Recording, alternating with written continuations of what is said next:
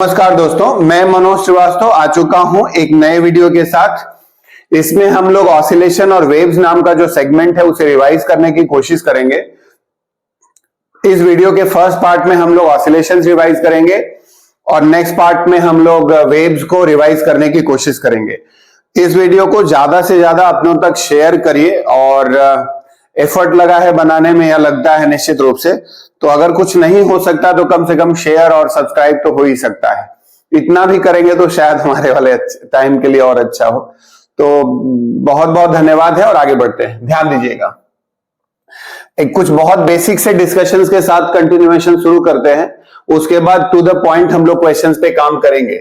Just for example, मान लीजिए कि अगर कोई भी पार्टिकल मीन पोजीशन के अबाउट सिंपल हार्मोनिक मोशन करता है, तो इसका सीधा सा मतलब ये होता है कि अगर मैं पार्टिकल को इस तरफ डिस्प्लेस करता हूं तो फिर एक रिस्टोरिंग फोर्स होगा जो उसे वापस की तरफ लाना चाहता है, और इस रिस्टोरिंग फोर्स का डायरेक्शन सब समय मीन पोजीशन की तरफ होता है।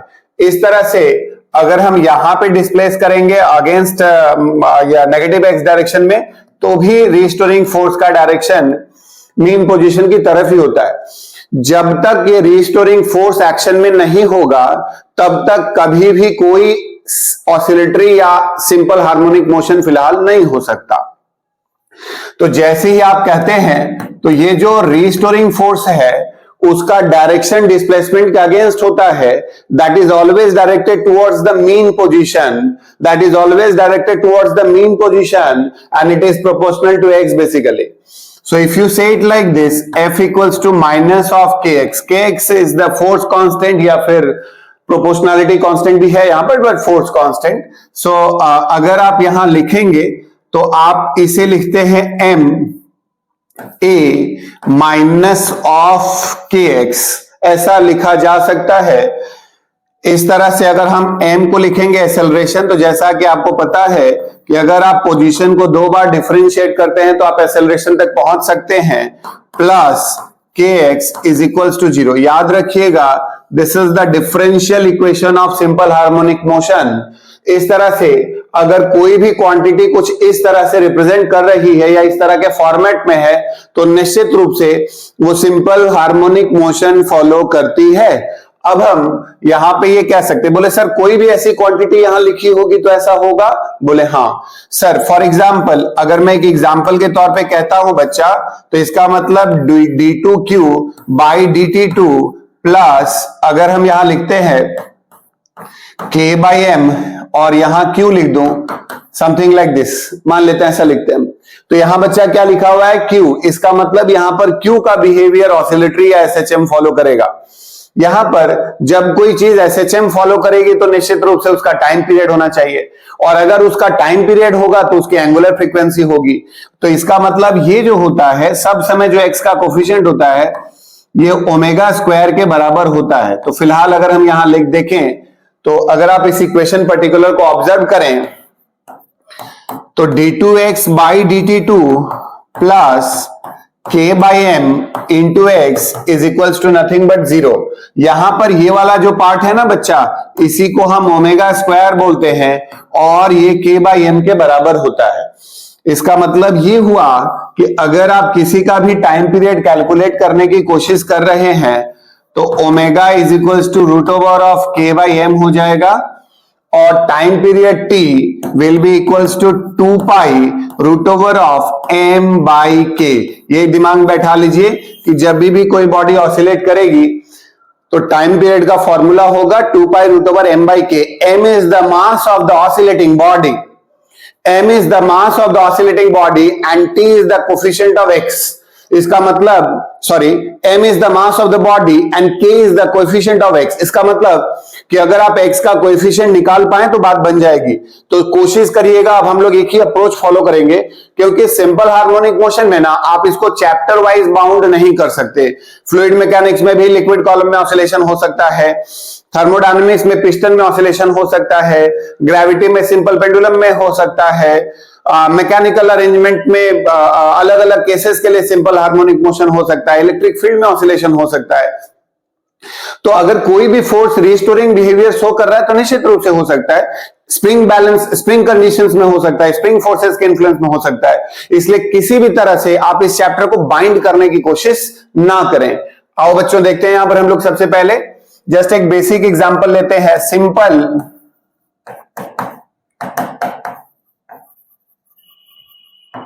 पेंडुलम।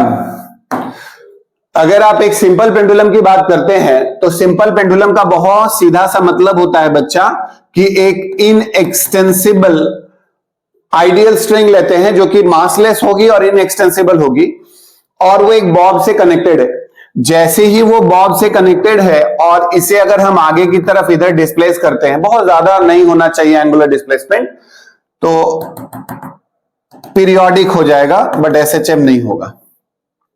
फिलहाल अगर हम ये कहते हैं कि बॉडी नीचे की तरफ, तो हमें पता है, मैंने बार बार बोला कि आप बस अगर कोई भी बॉडी ऑसिलेट कर रही है तो सबसे पहले क्या ऑब्जर्व करना होता है बच्चा, रीस्टोरिंग फोर्स। इसका मतलब ये हुआ कि अगर यहां पर ये mg आप लेते हैं, अगर ये वाला एंगल आप थीटा लेते हैं, अगर आप इसे आगे की तरफ एक्सटेंड करते हैं, तो उस सिचुएशन में अगर ये थीटा हुआ बच्चा, तो mg का कंपोनेंट जो है वो होगा mg साइन ऑफ थीटा, और यहां वाला कंपोनेंट होगा mg cos ऑफ थीटा। जरा ध्यान देना बाबू, यहां पर आपको क्या हुआ, mg sin थीटा का एक कंपोनेंट आ गया जो कि मीन पोजीशन की तरफ डायरेक्टेड है।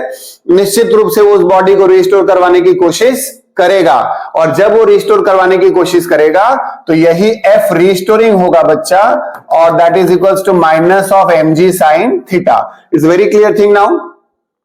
Minus of mg sin theta is the force which is directed towards the mean position, and for small angle, basically for small angle, अगर एंगल बहुत छोटा हो बच्चा तो sin थीटा की वैल्यू थीटा के बराबर लिखी जा सकती है। बहुत अच्छे सर, यहां से अगर हम f की बात करेंगे तो f का वैल्यू क्या होगा, जरा ध्यान देंगे आप, यहां पर minus of mg, sine of theta की जगह थीटा लिख दिया, माइनस ऑफ mg, थीटा कितना होगा बच्चा, ये वाला पार्ट आपका x हो गया और ये लेंथ l हो गया, तो आप इसे x बाई एल लिख सकते हो। बोले सर बात तो बन गई, बोले हाँ बन गई ना। जरा ध्यान देना बाबू, f equals to minus of mg divided by l, ये हो जाएगा आपका कोएफिशिएंट ऑफ x। मैंने क्या बोला था, मास of the oscillating body and k be the coefficient of x। इसका मतलब ये हुआ कि अगर मैं टाइम पीरियड निकालना चाहता हूं तो 2 pi root over of m by k का मतलब mg divided by l, m से m कैंसिल हो जाएगा, t is equals to nothing but 2 pi root over l by g। Very good, इसका मतलब क्या होगा बच्चा, t is equals to 2 pi root over l by g। अच्छा sir, आपने क्या किया, टाइम पीरियड निकालने के लिए सिंपली आपने यहां पर कोएफिशिएंट ऑफ x चेक किया, जो कि आया कितना बच्चा, mg by l। क्या आया, mg by l। तो mg by l into x करेंगे तो यहां से हम लोगों को कोफिशिएंट ऑफ x का पता चल जाएगा, और जैसे ही x का कोफिशिएंट पता लगा हम लोग यहां पर डिवाइड करेंगे, 2 pi root over l by G करके वैल्यूज आ जाएंगी बहुत इजीली। दिमाग में बैठा लीजिए दो तीन बातें। L कौन सी चीज है, that is the separation between the point of suspension to the centre of the bob. Length of the string नहीं बाबा, लेंथ ऑफ द स्ट्रिंग नहीं बाबा, that is the separation from the point of suspension to the centre of the bob, to the centre of the bob. इसका मतलब वही अपन को लेने का है, और जी ग्रेविटी हो गई। अगर ये दो बातें पता है तो आप सिंपल पेंडुलम में टाइम पीरियड बता सकते हैं। आइए जरा और बातों को हम लोग देखते हैं। जस्ट फॉर एग्जाम्पल बाबू, अगर मान लीजिए स्विंग, जिसे आप हिंदी में झूला कहते हैं, तो अगर आप एक स्विंग ले लेते हैं, और अगर मान लेता हूं मैं कि कोई स्विंग रहा होगा और जिसपे एक बच्चा जो है खड़ा है ऐसा, और ये ऑसिलेट कर रहा है, वहीं पर क्या है ना बच्चा, एक दूसरा स्विंग है, वहीं पर एक दूसरा स्विंग है, और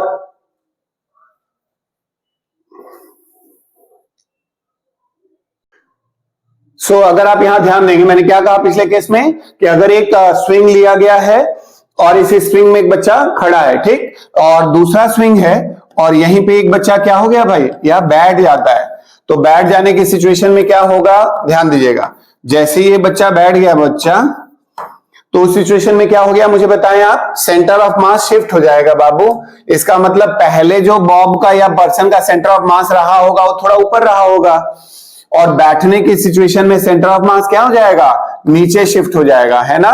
तो अगर आप इसे L1 ले लेते हैं और इसे L2, तो निश्चित रूप से L2 की वैल्यू L1 से क्या हो गई बच्चा, ज्यादा हो गई।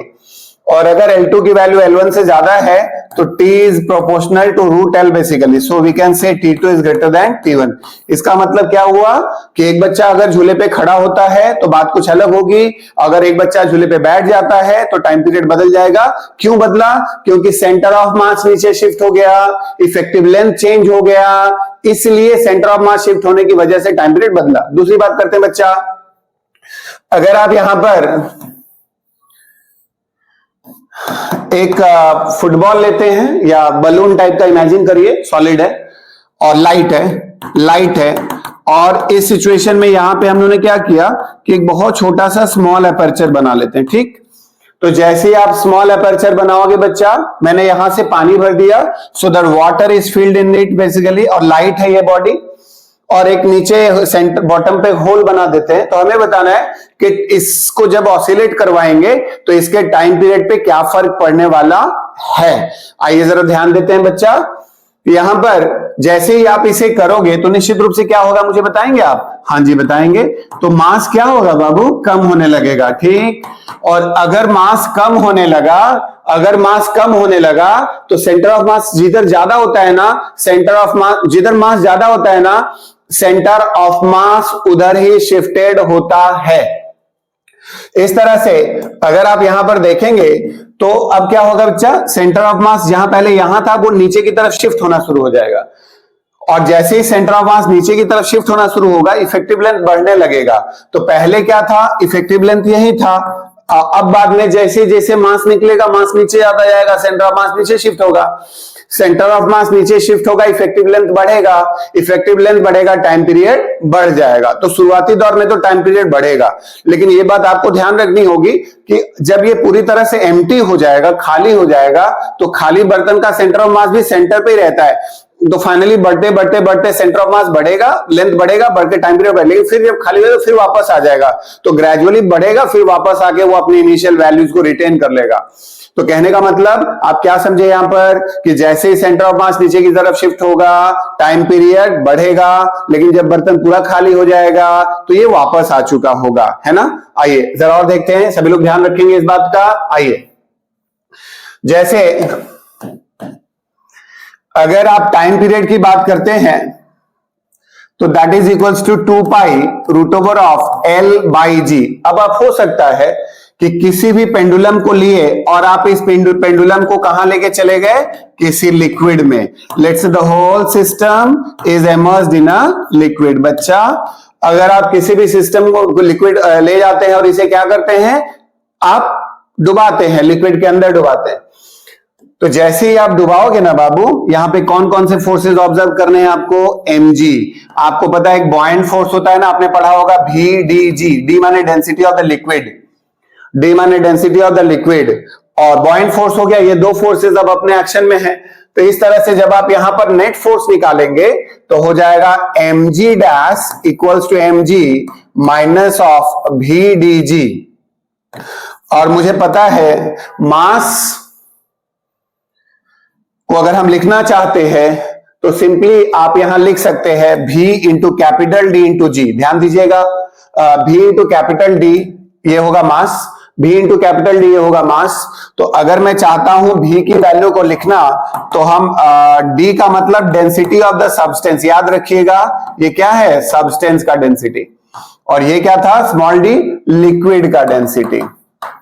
कंफ्यूजन नहीं होना चाहिए, लिक्विड का डेंसिटी। तो जैसे ही पुट करेंगे यहां पर हम, तो हो जाएगा mg dash is equals to mg minus of m by capital D into this much. अब बच्चा देखो क्या हुआ, तो आपके सामने इफेक्टिव एक्सेलरेशन आ गया ना, m into g into 1 minus of small d by capital D।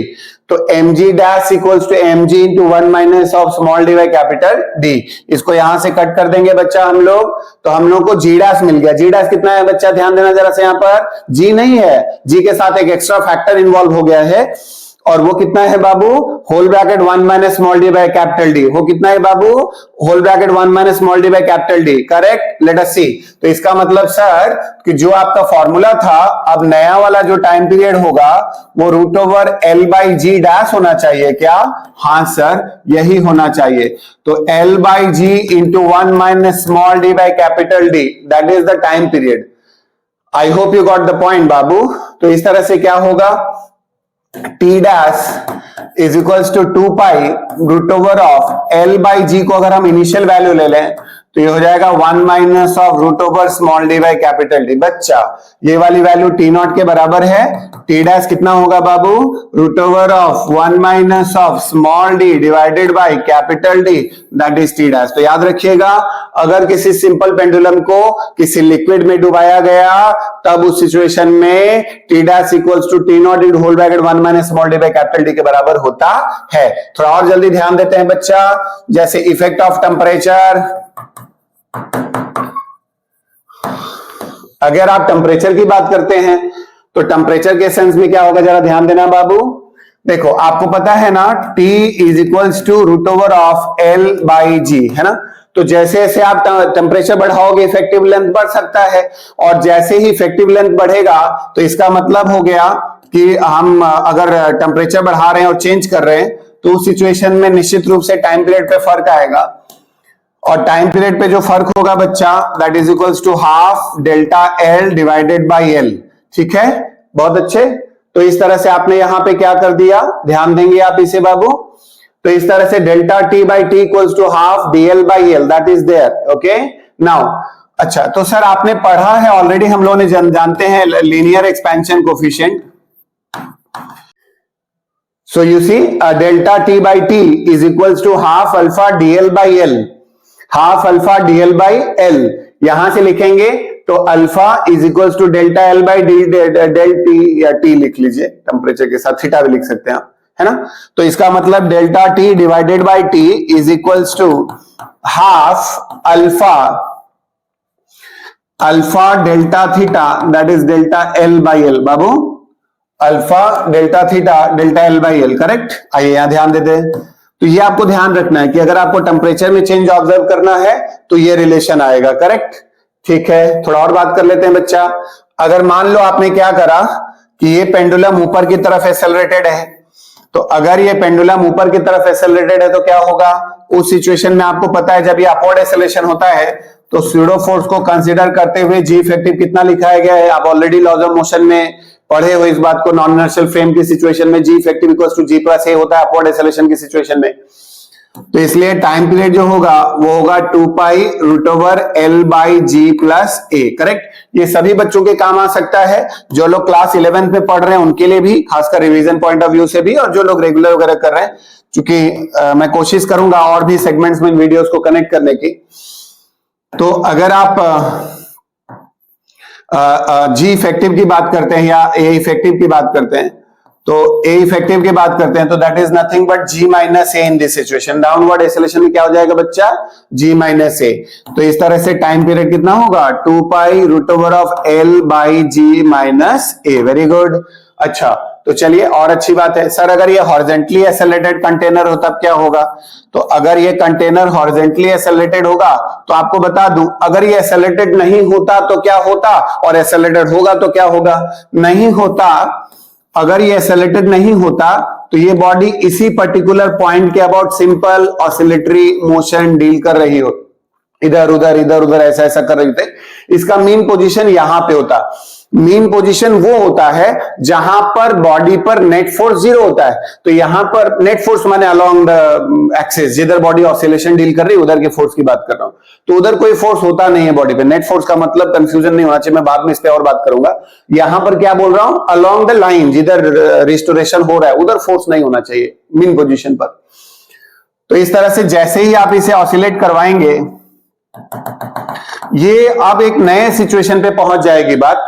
अब ये नया मीन पोजीशन हो जाएगा जिसे सीडो फोर्स बोलेंगे एम में, और यहां पे हो जाएगा एम जी। अब ये एम में और एम जी का जो रिजल्टेंट होगा बच्चा वो टी के बराबर होगा।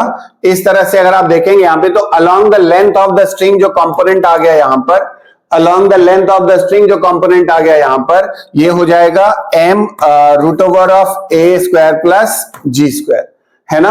तो अब आपके यहां सीधा थोड़ा शॉर्टकट बोलता हूं, g effective equals to root over of g square plus a square. इसलिए बच्चा यहां पर अगर आप टाइम पीरियड लिखोगे तो 2 pi root over of l by g square plus a square whole power half. Very good. तो ये आपका टाइम पीरियड हो जाएगा कब, जब ये हॉरिजॉन्टली एक्सेलरेटेड होगा कंटेनर, करेक्ट।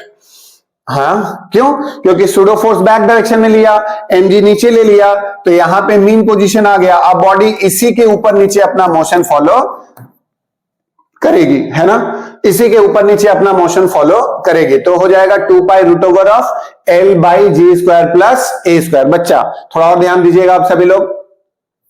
मान लेते हैं कि आपने यहां पे क्या करा कि एक इंक्लाइन प्लेन लिया हुआ है और इंक्लाइन प्लेन पे ये सारा का सारा अरेंजमेंट है और मैं बॉब को ऐसे करके करा देता हूं, ठीक।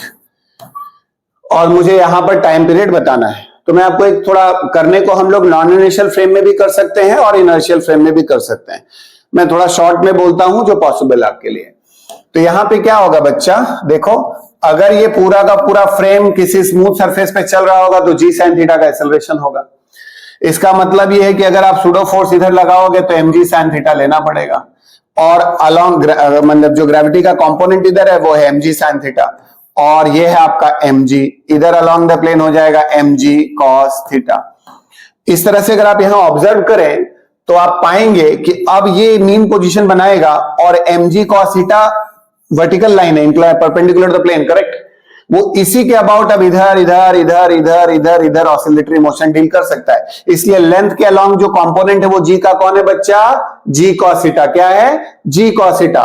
इसलिए जो टाइम पीरियड वो ऑसिलेट करेगा, जैसे उधर एल के जगह जी, उधर जी था ना, इधर जी cos थीटा है along the length of the string. So इसलिए टाइम पीरियड कितना होगा, 2 pi root over L by G cos theta, है ना। तो चलिए एक छोटा सा वीडियो, एक्चुअल में हम इसे बहुत बड़ा नहीं करना चाहते हैं और अभी कनेक्ट करेंगे और भी बहुत सारी डिस्कशन हम सेगमेंटेड पार्ट पर सिंपल हार्मोनिक मोशन के बहुत सारे सेगमेंट्स ऐड करेंगे। तो आप उन वीडियोस को फॉलो करिए और शेयर करिए। हमें आपकी जरूरत है और आपको हमारी जरूरत है, दोनों म्यूचुअल काम कर सकते हैं। तो आप शेयर करें, सब्सक्राइब करें, थोड़ा और 2-4 लोगों को करें। कुछ नहीं हो सकता तो इतना तो हो ही सकता है। जब कठिन समय हो तो फिर अपने साथ देते, मुझे ऐसा लगता है। हम भी आपके हैं, आप हमारे हैं, इससे ज्यादा कुछ नहीं। तो चलिए, बहुत बहुत धन्यवाद है आप सभी लोगों का। फिर मिलेंगे, शुक्रिया। आप सभी लोगों का दिन शुभ हो। और आगे कंटिन्यू करूंगा, वीडियो पे आगे ऑब्जर्व करते रहिएगा, देखते रहिएगा। और अभी सिंपल हार्मोनिक मोशन की वीडियोस अभी हम लाएंगे, तो कंटिन्यूएशन में 4-5 लेक्चर में इसे हम रिवाइज करने की कोशिश करेंगे और बहुत जल्दी आप इसे समझ पाएंगे। बहुत बहुत धन्यवाद है आप सभी लोगों का, शुक्रिया।